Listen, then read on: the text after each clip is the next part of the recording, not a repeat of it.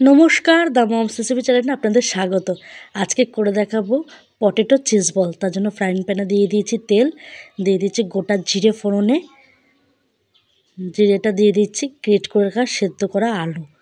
সেদ্ধ করে রাখা আলুটা গ্রেট করে নিয়েছিলাম। দিয়ে দিচ্ছি লবণ, দিয়ে দিচ্ছি চিলি ফ্লেক্স, দিয়ে দিচ্ছি কাঁচা লঙ্কা কুচি, দিয়ে দিচ্ছি ধনেপাতা কুচি, দিয়ে খুব ভালো করে নাড়িয়ে নেব। এই যে খুব ভালো করে নেড়ে নিচ্ছি।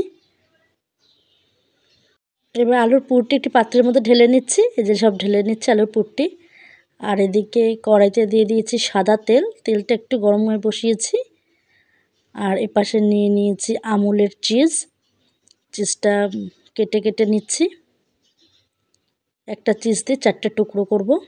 এই যে সমস্ত চিজটা কেটে নিয়েছি।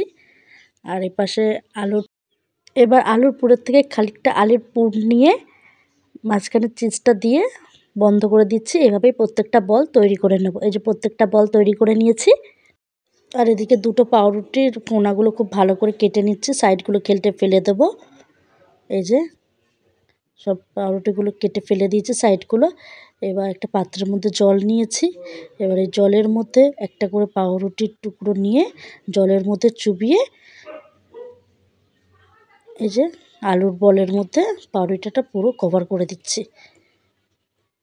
পুরো আলুর পুরটাকে পাউরুটি দিয়ে কভার করে দিচ্ছি। এরকম করে প্রত্যেকটা বল বানিয়ে নেব। এই যে পাউরুটি দিয়ে প্রত্যেকটা আলুর বল বানিয়ে নিয়েছি। এবার গরম তেলে এক এক করে ছেড়ে দিচ্ছি এবং অল্প আছে হালকা হালকা করে ভেজে নেব। একটু টাইম নিয়ে ভাজতে হবে যাতে ভেতরের চিজটা বেরিয়ে না আসে। এই যে 15 মিনিট ধরে ভেজে নিয়েছি হালকা হালকা করে। এবার তুলে নিচ্ছি। এই যে নিরামিষ দিনে টিফিনের জন্য একদম জমে যাবে নিরামিষ এই পটেটো চিজ বল। বাড়িতে অবশ্যই ট্রাই করবেন। ভালো লাগলে লাইক, কমেন্ট, সাবস্ক্রাইব করবেন, চ্যানেলটির পাশে থাকবেন। ধন্যবাদ।